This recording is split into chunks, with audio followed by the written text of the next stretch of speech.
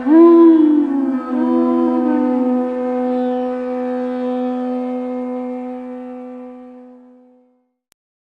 reading from Bhagavad-Gita, chapter 17, verses 2 and 3. So I'll read verse 2 and a bit of the purport, and then we'll do verse 3 together. Shri Bhagavan Vacha Chivita Bhavati Shadha Dehinam Sasabhavaja Sattiki Rajasi Chaiva Tamasi Chetitam Shanu. Supreme Personality of Godhead said, according to the modes of nature acquired by the embodied soul, one's faith can be of three kinds, in goodness, in passion, or in ignorance. Now hear about this. Purport: those who know the rules and regulations of the scriptures, but out of laziness or indolence give up following these rules and regulations, are governed by the modes of material nature. According to their previous activities in the mode of goodness, passion, or ignorance, they require a nature which is of a specific quality. The association of the living entity with the different modes of nature has been going on perpetually. Since the living entity is in contact with material nature, he acquires different types of mentality according to his association with the material modes. But this nature can be changed if one associates with a bona fide spiritual master and abides by his rules and the scriptures. Gradually, one can change his position from ignorance to goodness or from passion to goodness. The conclusion is that blind faith in a particular mode of nature cannot help a person become elevated to the perfectional stage. One has to consider things carefully with intelligence in the association of a bona fide spiritual master. Thus one can change his position to a higher mode of nature. Now, verse number 3, we will chant together. Sat Vanarupa Sarvasya Shadha Bhavati Bharata Shadha Mayoyam Purusha Yaya Shada Sevasa. Chant.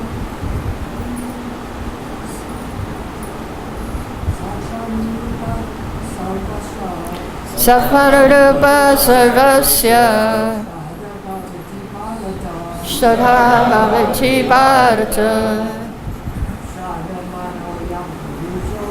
Shahamayo Yam Purusha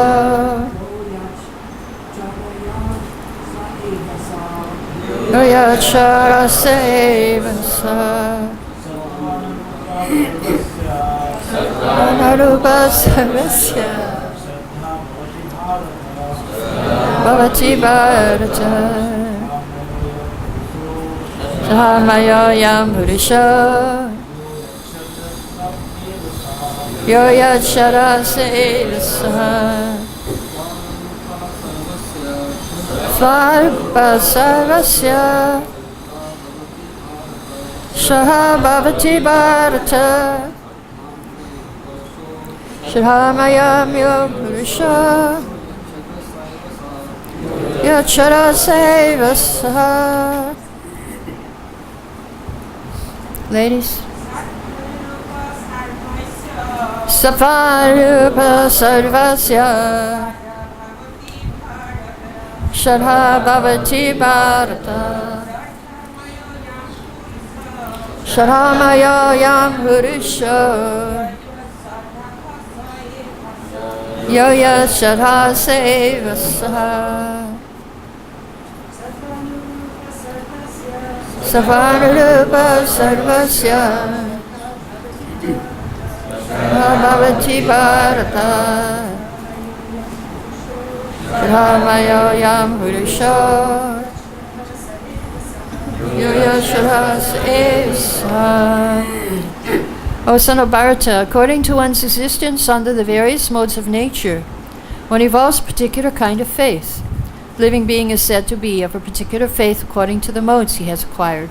Purport: everyone has a particular type of faith, regardless of what he is, but his faith is considered good, passion, or ignorance according to the nature he has acquired. Thus, according to his particular type of faith, one associates with certain persons. Now, the real fact is that every living being, as stated in 15 chapters, originally a fragmental part and parcel of the Supreme Lord.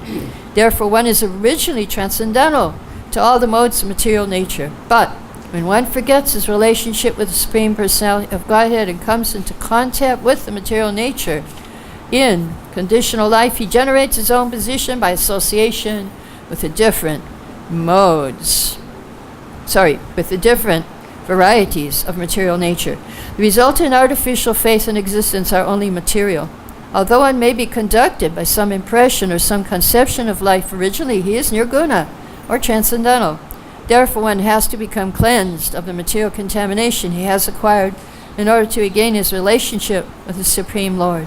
That is the only path back without fear, Krishna consciousness. If one is situated in Krishna consciousness, then that path is guaranteed for his elevation to the perfectional stage. If one does not take to this path of self-realization, then he is surely to be conducted by the influence of the modes of nature. The word Shraddha or faith is very significant in this verse. Shraddha or faith originally comes out of the mode of goodness. One's faith may be in a demigod or some created god or some mental concoction. One's strong faith is supposed to be productive of works of material goodness, but in material conditional life, no works are completely purified. They are mixed. They are not pure goodness. Pure goodness is transcendental. In purified goodness, one can understand the real nature of the Supreme Personality of Godhead. As long as one's faith is not completely in purified goodness, the faith is subject to contamination by any of the modes of material nature. Contaminated modes of material nature expand to the heart.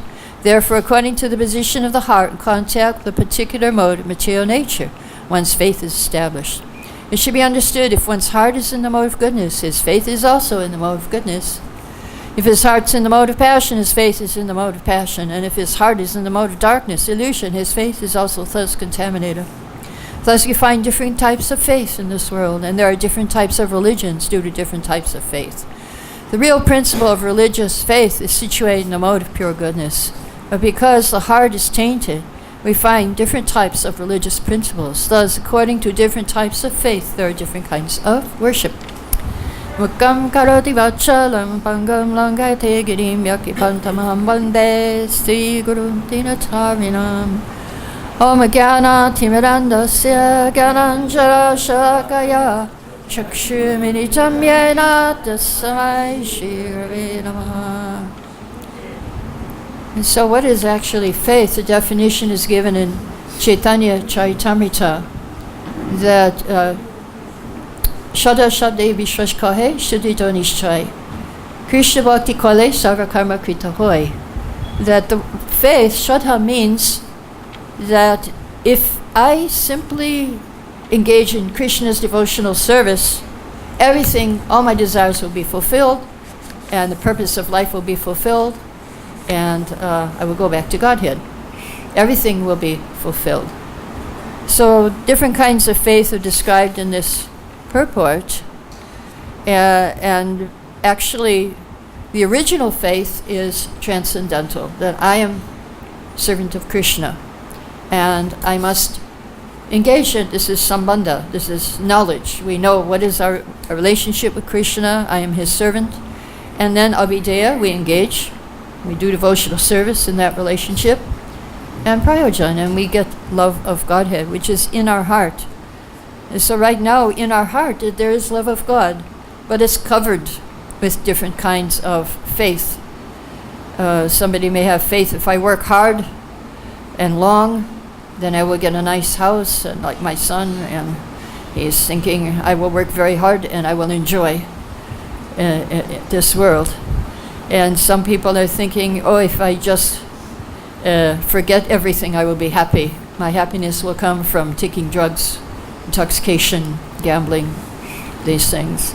And others in the mode of goodness, they strive to perfect their mission of human form of life.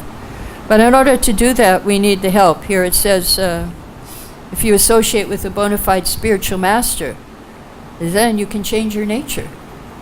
It's very difficult to change our nature. We have these modes and they're attacking us. So one time one devotee, he said to Srila Prabhupada, I'm a bit confused because in your books you say that, that the modes We are under the modes of nature. At the same time, you say we are transcendental because we're doing devotional service. So how is it possible that we can be on the transcendental platform and still be in the modes of nature? And so Srila Prabhupada said it's just like if you're on a boat. If you're on a boat, nobody can say you're not on the boat. So the boat is the transcendental platform. But sometimes waves come and they might knock you over. But even if you're on the boat, you might get knocked over. And these are the modes of nature. And sometimes they attack us. And so here we can change our position by associating with the spiritual master and taking his guidance. So in the beginning of creation, what's the purpose? What's this whole purpose of life? What is the purpose? Why should we have faith? Why should we surrender? Why should we engage in devotional service to Krishna? This is actually the highest, which Prabhupada's talking, coming from the mode of goodness, that we are illuminated with knowledge of our relationship with Krishna. So it's good to go back to the beginning of creation. And when the Lord was there all by himself, but he was not by himself. He was with his spiritual world, spiritual nature, but one of his energies was sleeping, and that was Maya. And not only was Maya sleeping, we were sleeping with Maya. And so Prabhupada gives the analogy that just like a husband, he wakes up his wife so that they can enjoy. So he woke up material nature so that she could enjoy, and at the same time he woke us up so we could enjoy. But how is it we can't enjoy in this world? Because we're mixed with these modes of material nature. And so therefore he felt compassion. No, real enjoyment is to come back to home and be with me and enjoy with me. So therefore he woke us up, and that's the purpose of creation, to perfect our life, to develop our love for Krishna and go back to home, back to Godhead. And so in the beginning of creation, he first of all, he glanced at Durga Devi. In the glance, there were three things: Kala, Karma, and Jiva. So we are Jiva. So we were thrown into the womb of material nature, and our karma went with us. Our karma stays with us. Even after the destruction, our karma stays with us. So our karma and Jiva and Kala, time which mixes everything up. But that was very difficult. We couldn't do devotional service at that point because at the beginning of creation, he created all the elements. There was nose, there was the senses, there were the sense objects, there was the hand, there was the feet, there was the eyes, there was the ears. But they were all parts. They were not together. They were all in pieces. And there are a few demigods there at the beginning of creation, and they were praying, we can't do anything because it's all in pieces. So what did the Lord do? He entered the material world as a super soul. And everything came together in the universal form. And with the universal form, then they could make an offering to the Lord. Before that, they couldn't make a sacrifice. They couldn't do devotional service. But as soon as the Lord entered, then they could do that. So Krishna says in Bhagavad-Gita, Aham sarvasya prabhavo matta sarvam pravartate, that I am the source of all the spiritual material worlds. Everything emanates from me. The wise who know this perfectly engage in my devotional service and worship me with all their hearts. So there's a principle, there's many principles we learn in Bhagavad-Gita. And if you really accept these principles, if you believe in them, then that's going to change your behavior. So here's the principle. Everything belongs to Krishna. Krishna is everything. Now, if you actually believe in this principle, if you accept this, how will that change your behavior? Everything belongs to Krishna. Well, if everything belongs to Krishna, therefore I should use everything for Krishna's service. That's the behavior. And that's how we change from the modes of material nature. Just like in the beginning of Bhagavad-Gita, Krishna says to Arjuna, you are not this body. There's a difference between the body and the soul. So the principle is, you are not this body. Now, what's the behavior? What happens if you actually believe, I am not this body? So Krishna makes it easy. He gives us a little instruction right in the beginning of Bhagavad-Gita to Arjuna. He says that this happiness and distress, heat and cold, this is temporary. It's due to the senses with their sense objects. Therefore, you should do something. What was his first instruction? Tams titikshasva bharata. Therefore, you have to tolerate. If you know you're not the body, then your behavior, the principle is you're not the body. Behavior is tolerate. And so all through Bhagavad-Gita, we learn these different principles. And if we actually accept these principles as guiding our lives, then we will change our behavior. Our behavior will change accordingly. So here we are, we're at the beginning of creation. And we want to offer something to Krishna. We want to do some devotional service. So Krishna tells in Bhagavad-Gita, Patram pushpam phalam toyam yome bhaktya priyachiti. And so the hairs on his body, they are the vegetation, they are the fruits, the flowers, the vegetables, they are oshadi, they are in Sanskrit. Actually each and every weed, each and every herb has a purpose to serve. It's part of Krishna's body. And we don't know, we may not know the purpose, but it has a purpose to serve. So when Maharaj Yudhisthira was the king, when you have a Krishna conscious king, then everything is engaged in Krishna's service. Not only the people were engaged in Krishna's service, Bhagavatam says the rivers, the oceans, the hills, the mountains, the forests, the creepers, the active drugs paid their tax quota to the king. The fruits were coming automatically. The oceans were giving jewels. The hills were giving gold. Just because there was a Krishna conscious king. And so everything in nature has something to give because it's a part of Krishna's body. And we may not know how to use these things. Prabhupada tells an experience from his early life. He said in 1931 he had a toothache and none of the dentists could cure his toothache. So his servant was like from the village. He took him to one of these village doctors who was not qualified, but he knew all the herbs in the forest. And he went and he got one root and he put it on Prabhupada's mouth and all the germs came out and his toothache was cured. So if you know the different plants, I actually here in Vrindavan there used to be one Baba who would, I can't remember his name, he left his body, but he used to go and get herbs from anywhere and then he would cure us. My son, he got very severe burns, I think second-degree burns on his chest when he ran into somebody who had boiling milk. So this Baba, he got some frankincense and ghee and cooked it together and put it on his chest. He got no scars from that burn. And so all these things have a purpose. Prabhupada explains the purpose of the river is supposed to give us water.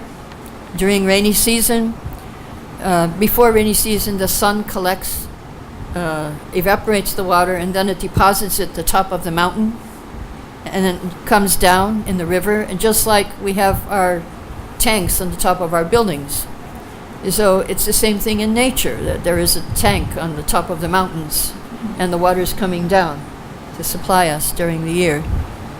And so it comes through the river. Of course, now our rivers are very polluted. Very difficult to get the good water.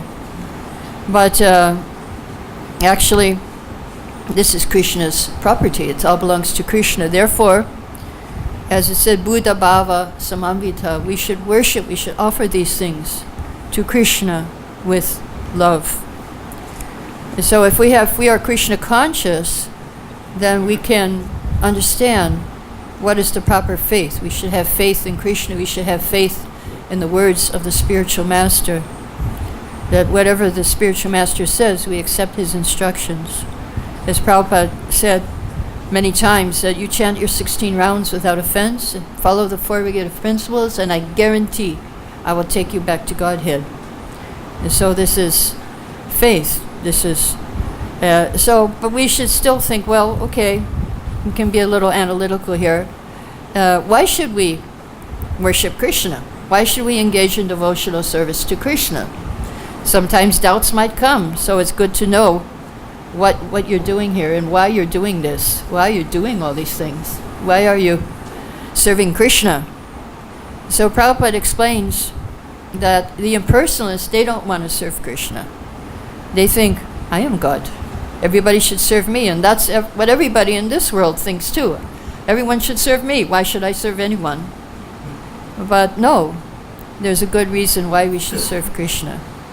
First, Prabhupada explains that we should be grateful to Krishna.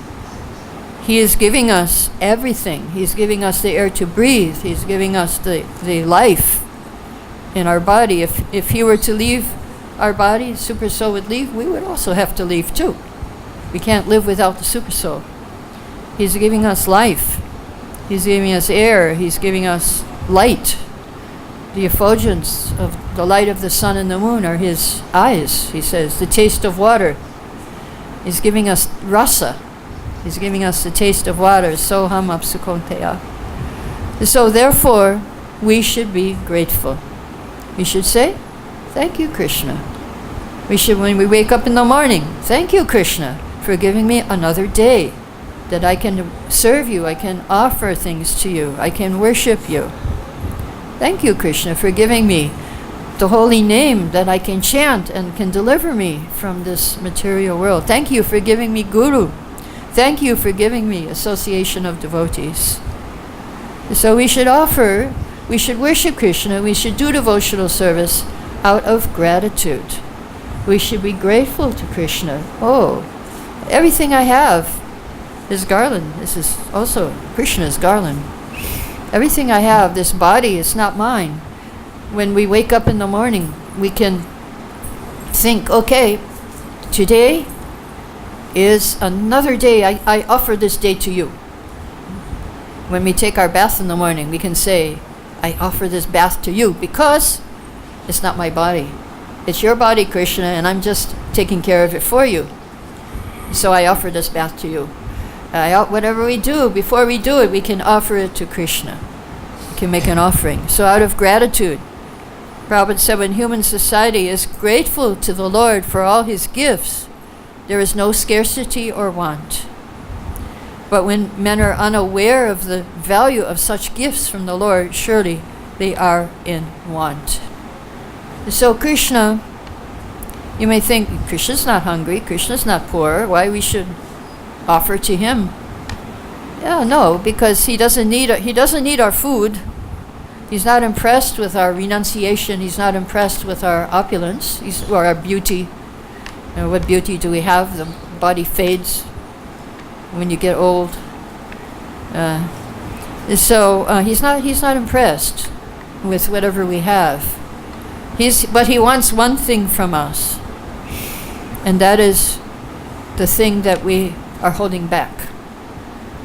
What are we holding back from Krishna?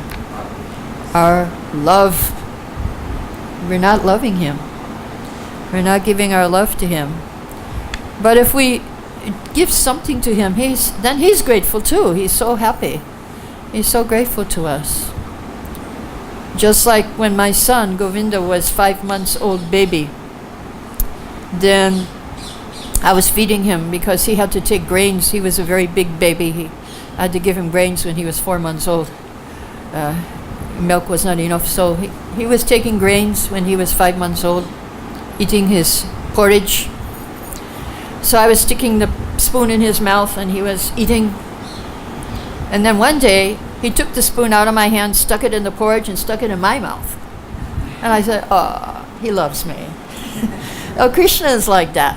When we offer something to him, he thinks, oh, she loves me, he loves me. So we should offer to Krishna. He likes that feeling, and that we're thinking of him, that we're grateful to him. And so, what do we have to offer to Krishna? Everything belongs to him. Prithu Maharaj, he, after hearing from Kumaras, he wanted to offer something to the Kumaras. He said, it's my duty to offer you something, but whatever I have, it's yours. Everything belongs to Krishna. Everything belongs to Krishna's devotees too. So what can I give you? And so out of love, we try to give something. Sudama Vipra, he went to visit Krishna. All he had was a little bit of very unofferable rice, and he was hiding it. He didn't want to give it, but the Lord snatched it, and he was eating it. And Rukmini stopped him. He said, no, you don't take more, otherwise I have to go live in his house. And this one bite is enough to satisfy the whole universe. And so in the Bhagavatam, Krishna explains that we can give 4 things to him. Pranarartar diya vacha. We can give our life. But if you cannot give your life, then arta, you can give some money, some donation. If you have no money, okay, there's still diya, intelligence. If you think, oh, I don't have intelligence, then there's still one thing left. You can give vacha. You can give your words. You can chant Hare Krishna. You can tell somebody else to chant Hare Krishna. You can preach. You can distribute books. Pranara artar diya vacha. So Prabhupada, he engaged us. He saw that we were separated from Krishna, but we must connect again with Krishna. And he was engaging us, rich and poor. Ramananda gave his life savings to Prabhupada when he became a devotee. And when he gave the check to Prabhupada, then he was looking at the 3-volume set of Bhagavatam and saying, could I have those books? And Prabhupada said, that will be extra. So, and he said to get that money for the books was much harder than the rest of the money that he earned, because now he was a brahmachari and he had no job. And so that, but Prabhupada wanted everything from us. He wanted us to surrender more, so he didn't have that $16, whatever it was, but then he had to surrender more. So we should offer out of gratitude, we should offer out of friendship. In Nectar of Instruction, Dadati Patagriyanati, Guyam Akyati Prichati, Bhungte Bochayati Chaiva Sadvitam Piti Lakshanam. We should give, offering gifts in charity, accepting charitable gifts, revealing one's mind, inquiring confidentially, accepting prasad, offering prasad, 6 symptoms of love shared by one devotee and another. But as early as 1966, Prabhupada was giving a lecture in New York on 9th chapter of Bhagavad-Gita, Patram Pushpam Phalam Toyam. He said, now we have to make friendship with Krishna. So if you want to introduce yourself to somebody, you have to give a gift. And so we should exchange gifts with Krishna. We should exchange prasadam with Krishna. The deities are here waiting for us to love them, to serve them. And we should also inquire confidentially when we go in front of the deities. When I first became a devotee in 1970, there was a tradition in the temple, a practice. Once a week, everybody would have to go in front of the deities and report what service we did that week for Krishna and what was our problems, and to ask for help. And so we had to inquire confidentially and reveal our minds in the early days. But you can still do that now. Now in his lecture, Prabhupada said, you have to practice how to love Krishna. How are you going to show your love? First thing, get up early in the morning. Then you show your love. You don't like to, Prabhupada said, but you think, okay, I will get up to satisfy Krishna, to satisfy Guru. Then chanting 16 rounds, okay, I have to chant 16 rounds. Prabhupada said in his lecture, you may be lazy, you may not want to do it, but if you want to love Krishna, you must do it. So it's showing our love if we chant our 16 rounds, showing our love if we come to Mangalarti, get up early. So I think Shudakirti was mentioning in his class a few days ago that Prabhupada said, if you get up early every day, go to Mangalarti, go to class, chant your 16 rounds, after 12 years, everything you say will be perfect. So just do it. We should do that. And so we want to become one in interest with Krishna. not like the impersonalists who want to become one with Krishna. Now, Prabhupada, he was the example of the humble servant of Krishna. But sometimes people didn't understand. He would come to an airport and everybody would hit the floor and the reporters would be there looking. What are they doing? And so one time that happened in London, and the reporter asked Prabhupada, "Do you think you are God?" And Prabhupada said, "The spiritual master should be given all respects as God. But if he thinks he's God, then he's a dog." So the reporters couldn't say anything to Prabhupada. He was always ahead of them. He couldn't say anything.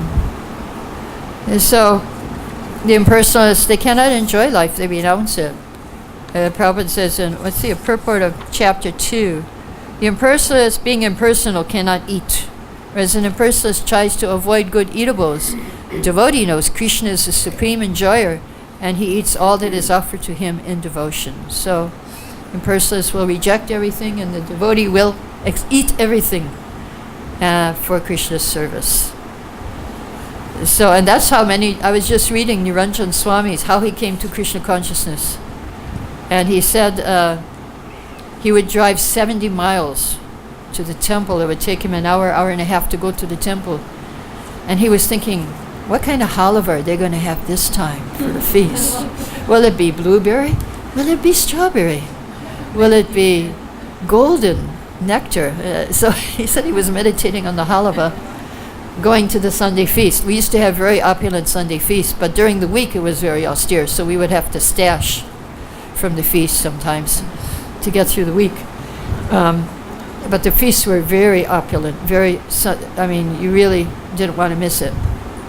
And so he was meditating on the feast while he was driving there, and that he said that did keep him going to the feast every week. So so many people became devotees because of prasadam. So what is the best thing we can offer to Krishna? There is a mark on Radharani's lotus feet. It's a sacrificial altar. And this mark has many meanings. One meaning is that if you meditate on Radharani and Krishna's feet, all your sins are burned up. It's a fire sacrifice. So we offer our minds, and if you offer your mind in sacrifice to Radha and Krishna's feet, you stimulate universal nourishment. So it's like watering the root of the tree, because the universal form, we talked about that universal form, just like in our body, there are so many cells that make up our body. In each cell, there is a living entity.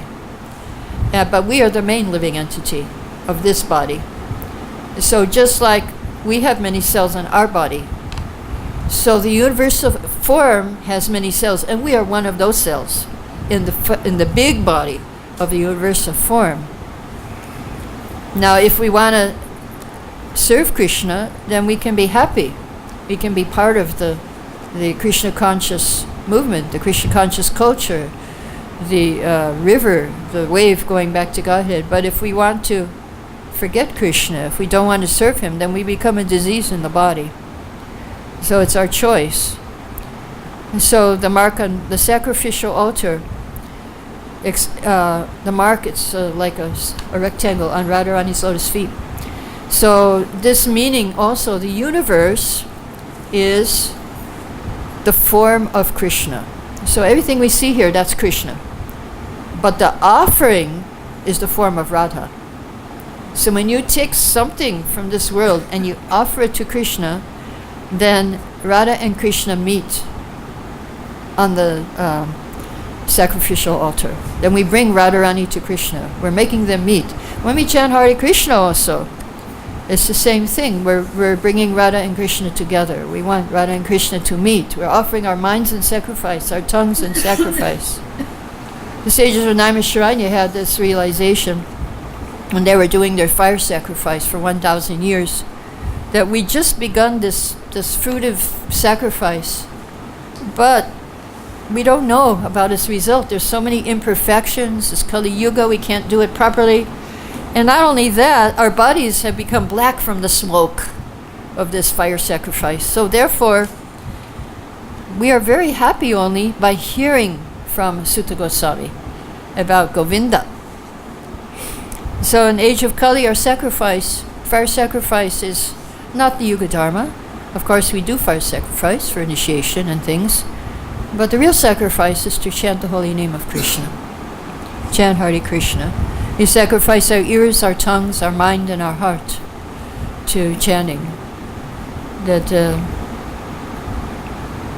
Srila Prabhupada said that we should chant like a child crying for its mother. Please accept me. Please accept me. Please accept me means that we want to go back to Godhead and be accepted in the spiritual world as a servant of the servant of the servant of Krishna. That's what it means when we chant Hare Krishna. Please accept me. Please take me back and engage me in my original spiritual service for you. Of course, we have our service here for Lord Chaitanya. Whatever we're doing now in ISKCON, that is our service for Lord Chaitanya and his movement, which is going on right now all over the world. It's still going on. It hasn't stopped. And we're a part of it. And so also when Prabhupada in another lecture, he said when we chant very nicely, attentively, something very special happens. Krishna comes. He comes to us and he says, please accept me. Please accept me. But often he comes and our mind is somewhere else. So we should be very attentive in our chanting. And we should have faith in the chanting. We should not have our faith in the modes of nature for something material. That will not help us. That will leave us here in bondage in the material world. We should have faith simply by chanting Hare Krishna, simply by performing devotional service. Whatever I want, all my desires will be fulfilled. So, we will stop here if you have any questions. Yes.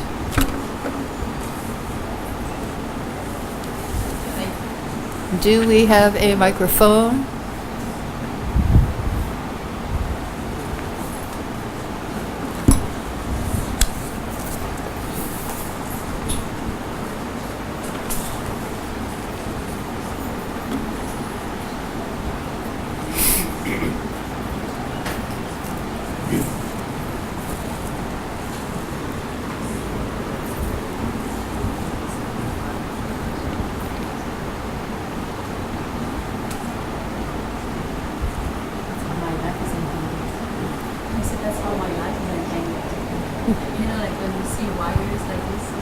Oh, it's entangled. Okay. I think everyone can hear me. Can everyone? I can repeat it. Yeah, we can. First of all, thank you so much for your wonderful class and sharing all your realization. I just want to know from your personal realization how to offer 100% of our attachment to Krishna. How to offer 100% of our attachment to Krishna. From my personal realization. Yeah. Thank you. Since we were born, we are attached to parents, to siblings, to husband, to children, to grandchildren, to this money, bank account, beauty, and so many attachments. And we try to be attached to Krishna, but the other 99% of attachment is over there. Yes, I also have that same problem. I have a son, and and he is going through a little hard time, so I also have that. So what I understand is that we have to see Krishna there in the whenever we're attached to something. Okay, Krishna is there. He is there in the heart of the son. He's there in the problem. He's actually reducing the problem.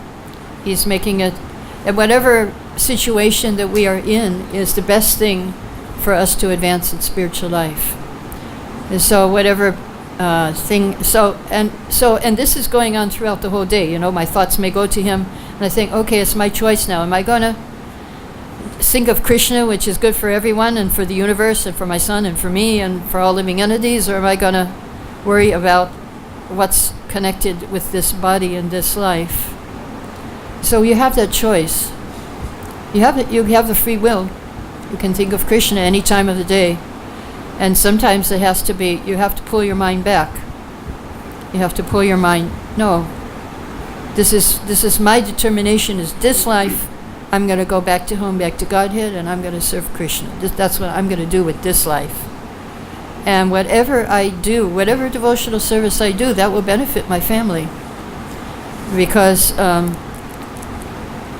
according to Srila Bhaktisiddhanta Saraswati, if a pure devotee is born in a family 100 generations before and after are liberated, if a madhyama, a preacher, is born in a family 14 generations before and after are liberated, if a neophyte devotee is born in a family, kanishtadikari, beginning devotee, 3 generations.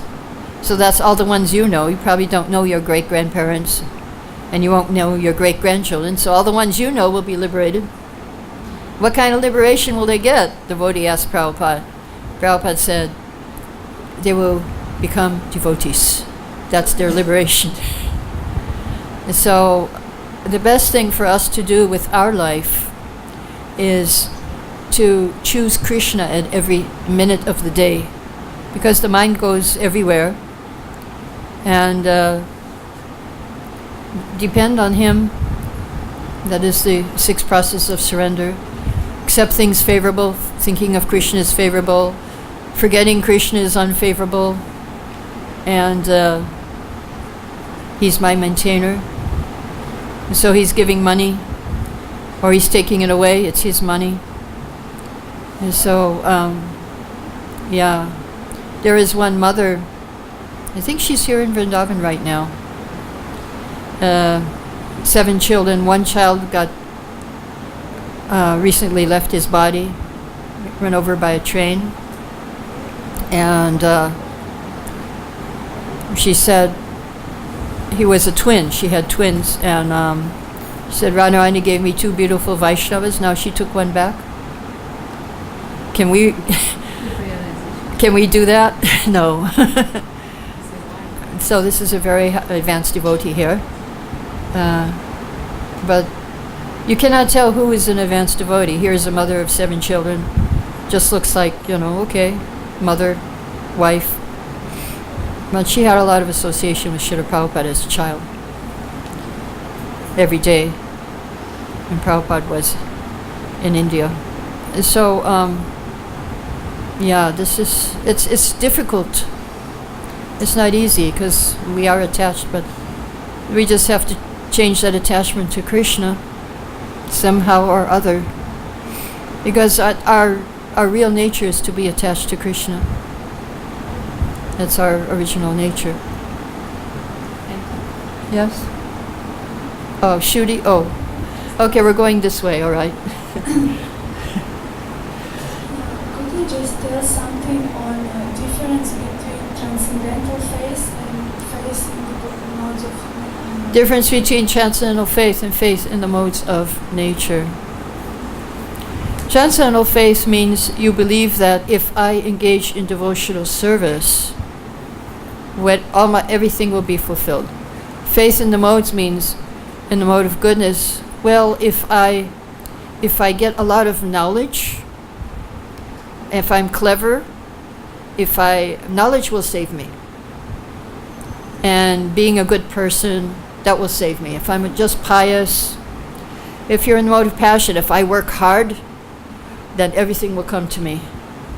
If I work really hard and do my job, and if you're in the mode of ignorance, if I just enjoy life, I can forget my troubles by drinking, by doing all these things, then I will be happy. Everything will be fulfilled. And that's like examples of the faith in the modes. Okay, yes, Shruti? If it is the faith in transcendental knowledge? Transcendental knowledge, yeah. Krishna. If I know Krishna and love him, then all my desires will be fulfilled. But Mode of goodness knowledge means if I become a PhD, if I, if I'm the best computer expert, it's material knowledge, generally speaking. Yeah. Shooting.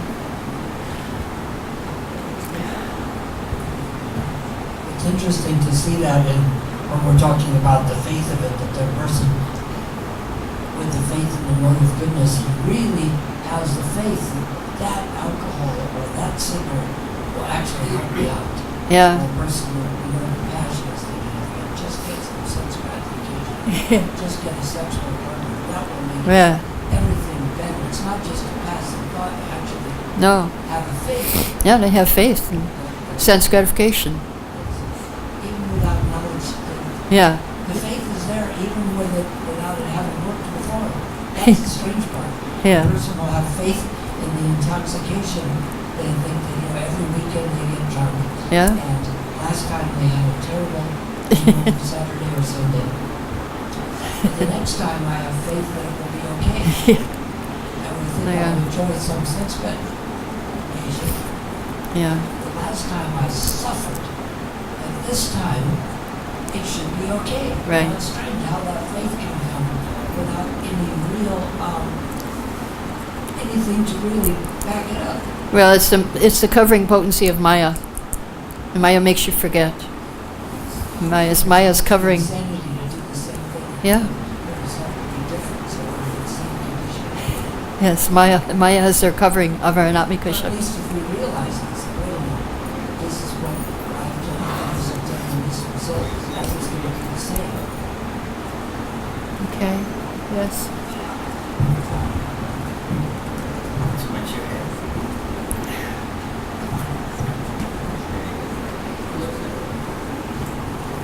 Hare Krishna. Another in the beginning you were speaking about Yudhishthira Maharaj, he was there, then everybody were paying taxes and everything was very fine. But during that time also there was Kauravas who were against this one, Duryodhana, and they were playing so many conspiracy against Pandavas. So when this is from the beginning, from Satya Yuga and Treta Yuga, Dwapara Yuga, always we see these things are always going together. Can you explain something about it? Well, actually, it was in Dwapara Yuga that half of the people are religious, half are irreligious. Prabhupada was explaining. Satya Yuga, everybody's religious. Treta Yuga reduces by 1/4. In Dwapara Yuga, only half the people are religious, half are irreligious. In Kali Yuga, 1/4, and it's going down very fast. It's coming less than a quarter. So first of all, Yudhishthira, the verse from Bhagavatam is talking about Yudhishthira after the battle of Kurukshetra. When he got the kingdom and he started to rule after the battle of Kurukshetra, then it became like this. It became very flourishing. Before that, it was a problem, and that's why Krishna had to come. The problem was there was a disruption, glanir, dharmasya glani, yada yada hi dharmasya, glanir bhavati bharata. When there is dharmasya glani, when there is a reduction in religious principles, Krishna says, then I come. So there was a problem, and Krishna took the burden off the earth.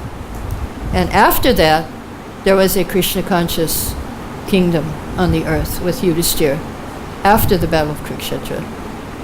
So, yes, it is there even in Dwapara Yuga. There are many instances of irreligion. I mean, you can just see the life of Duryodhana and the Pandavas. You can see all the irreligion coming.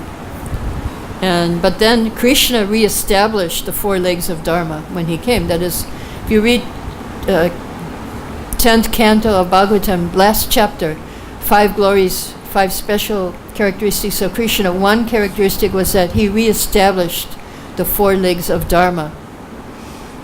He reestablished religion, where it was only half. In Dwapara Yuga, half was there, half was gone. He reestablished it.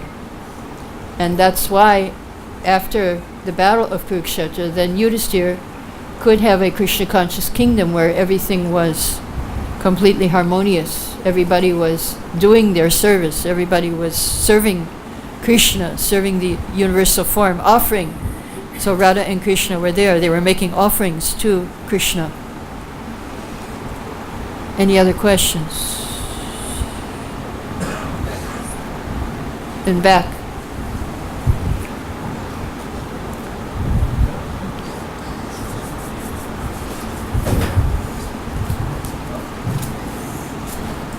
Thank you, Mati, for the wonderful class. I have basically two questions. Number one, please tell me something a little bit more about the sacrificial marks of Radharani as you have mentioned. About the? Sacrificial marks. Yeah, no, there is one mark which is a sacrificial altar, which I just... Sacrificial mark? Sacrificial altar, yeah. Where it is? It's on her feet, on her right foot. The right. Can we see sometimes? Yeah, sure. There may be a book, Touchstone Media, which is a book on the marks of Radharani, Krishna, Gaur Nitai, lotus feet. You can get the book. Can we see in the British order? They don't have those marks, no. Oh, so No. we have read in the Not these deities. Maybe some deities somewhere, but... And another question is, as you mentioned that Lord dance towards Durga Devi, Yeah. and then she delivers things. So is maybe I'm not sure. Radharani and Durga Devi are the same or they are little different? No, they're different. They're different. Yes. Radharani is internal, Antaranga Shakti, and Maya Devi is external energy. So She is internal and Maya is external. for creativity of the world, for the universe, Lord dance towards Maya Devi. Yeah, for the creation. So creation is a part of Maya. Yeah, she's... And Lord Shiva carries the glands, and then he interacts with Maya. Krishna doesn't interact. And last one little confusion about the Radharani's mentioning of the stories and all the faith. Is there any somewhere is mentioned in Bhagavad-Gita or in Gita? Radharani's name has never been mentioned in any of these scriptures. It's hidden in Bhagavatam. There are many verses where you can see the word aradito, aradhana. Because in one lecture I have heard somewhere that in the scriptures they have never mentioned about the name of Radharani. Name is not there, but she's indirectly mentioned in Bhagavad-Gita, 9th chapter, verse 13, Mahatmanastu mamparta daivim prakritim ashitaha. So Daivim Prakriti, she is Daivi Prakriti. Devi Prakriti. Yeah, she's different. And Nectar of Devotion explains that. This verse is quoted from Bhagavad-Gita, and it says we have to take shelter of Daivi Prakriti. Devotees, the Mahatmas, take shelter of Daivi Prakriti, Radharani. So if you take the shelter of Devi Prakriti, so does it become Maya world? Does it become Maya world? If you take shelter of Daivi Prakriti, then what? It comes under the Maya world? No. Shelter means you do devotional service. Devotional service is being conducted by Srimati Radharani. If you do any devotional service, that means you're taking shelter of Daivi Prakriti. Yeah. Any other questions? Yes.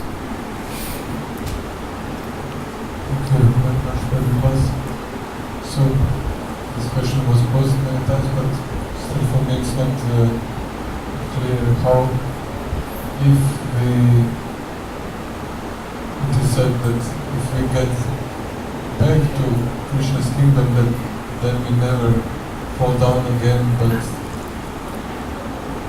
we were there. And how I know that. Well, usually what Srila Prabhupada would say in answer to that question was that it's not important how we got from there to here, but how to get from here to there. That's the most important thing. We shouldn't worry. And once we go there, then we will not forget our bad experience here, and we will not come back. We have our free will, but we have our free will. He doesn't force us to love him. He doesn't say, you have to love me. He says, no, you can leave me, you can love me.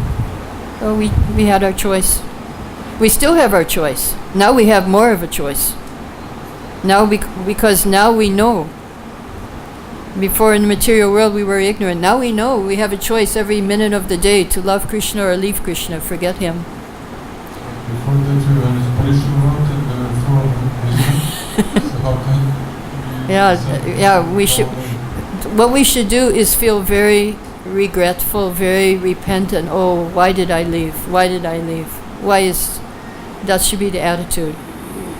Prabhupada, he would never answer that question. Why, he would just say, you have your free will, you made your choice, and but now we are here. So now the choice is still ours. Now we have to make that choice to be with him in the spiritual world. And not to worry how we got here. That was Prabhupada's answer. What can I say more? Yeah. That's true. We are borderline. Yeah, that's what I was saying. We can go. We are marginal potency. We can go to Daiva Prakriti, or we can go to the Mahamaya. We can go to shelter of Maya, Mahamaya, or we can go to Daivi Prakriti, Radharani. We have that choice every second now. Now we're in the spiritual world now, being in Vrindavan, being in devotional service. But we have the free will to leave. That's why devotees come to Krishna consciousness, then they also may leave Krishna consciousness. So if you want to analyze why we originally left the spiritual world, you can analyze why do devotees leave. They're in the spiritual world. They're chanting Hare Krishna. They're with the deities. Why do they leave? You can read the story of Ajamila in 6th canto, and he kind of analyzes. He goes through why did he leave service to Krishna. But the main thing is for us to be very regretful and very repentant. Why did I make this foolish choice? And I will not do this again. Don't make the foolish choice again. Now we're in the spiritual world, basically. We're doing devotional service. We're getting up early. We're seeing the deities. We're seeing Krishna in the morning. We can see him all day long if we want. We can sing to him all day long. We have this choice to be in the spiritual world or in the material world right now. So that's what Prabhupada, he was trying to make us be in the present. Because be in the present. Be present now. Past, forget the past that sleeps, Bhaktivinoda Thakur says, and ne'er the future dream at all. Act in times that are with thee, in progress ye shall call. So we must be in the present. We must now stay in the spiritual world. Don't leave. This ISKCON is like a boat taking us to the spiritual world. So don't jump off the boat. Stay on the boat. Now we have that choice. Right now.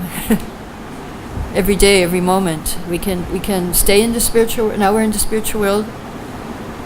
We're actually back to Godhead, but we don't realize it.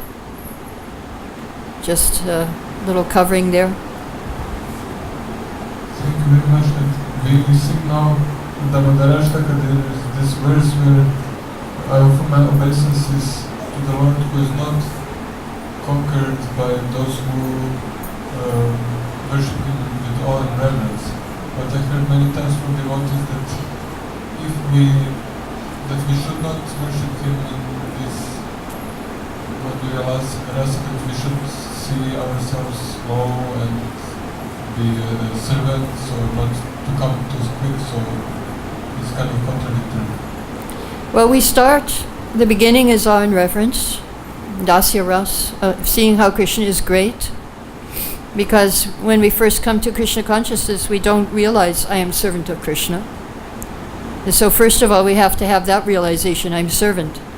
And we have to act in that realization. Okay, I'm servant of Krishna, let me serve. Let me do some service. Krishna is great. Even that is difficult for people outside. Who is going to accept? If you tell them Krishna is great, will people accept that? Will everybody accept? No, what about Durga? What about Shiva? What about so many? Ganesh. So it's a very high platform just to be in awe and reverence. So for those who are practicing Krishna consciousness, that first we practice, and then Nectar of Devotion says by practice, then your natural love will come out one day. And you'll start. He says it's right in the second chapter of Nectar of Devotion. Prabhupada says that this spontaneous love comes out when you start to think, oh, how can I dress Krishna in a different way? When you think how to decorate Krishna, how to cook different foods for Krishna, how to do different services nicely, this is spontaneous. And so your natural love is coming out. And so the prayers of Damodarasakam are praising the love of Yashoda, who is an eternal rasa of Vatsalya ras, or maternal affection. And so that is our goal, and we can reach that goal by first coming as servant, practicing as servant, and then once the spontaneous love comes, then by chanting Hare Krishna we'll naturally understand what is our eternal relationship with Krishna. It may be friend, it may be parent, it may be lover, but we have to go through the rules and regulations in order to reach that, and we will reach that by chanting Hare Krishna. Okay. Jai. All glories to Shiva Prabhupada. Hare Krishna.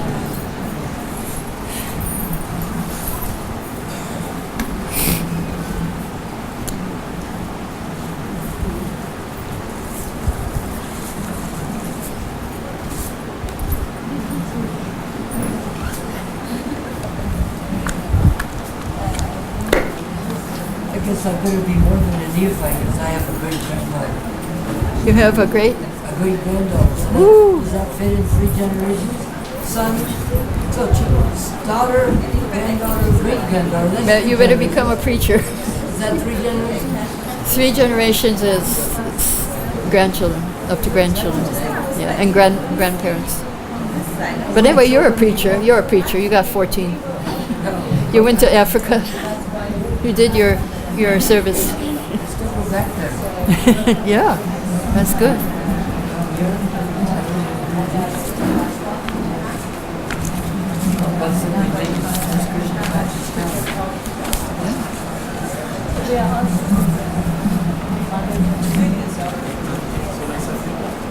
I attended your class in Sydney as well. Oh. You came to Sydney temple. Yeah, I'll come to I Sydney. was looking after the accounts admin work over there last 9 years. Oh, yeah, I'm coming. 2-3 times. Yeah, I'll come. When are you coming? Yeah, I'm coming in January. January, I will be there. Good. I'll attend you. Yeah, I'll come in January. For how many days are you planning? 1 week. 1 week. Yeah. Then you will stay in the temple. I'll probably stay in the temple this time. If you have any problems, please let us know. Okay. Then I will. Thank you. Okay. So nice. See you in Sydney. Sydney is then. what city? Sydney, Australia. I'm going to Australia in December. 2-3 times January. you went. I think 9 times. I started in 2009. I've seen you 10 times. 2009. Yeah, 9, 12, and 11. See you. Don't make me sad. Simple question. Mataji, as far as Lord Shiva is concerned, his devotees are Durga devotees. They do not, they don't follow very details. As far as Vishnu is concerned, which is total affluence of the universe in his hands. Yeah. And as far as their devotees are concerned, they don't like material affluence. Right. They go Vairagya. And as far as Shankara, Lord Shiva is concerned, they don't, he is limited also in Vairagya.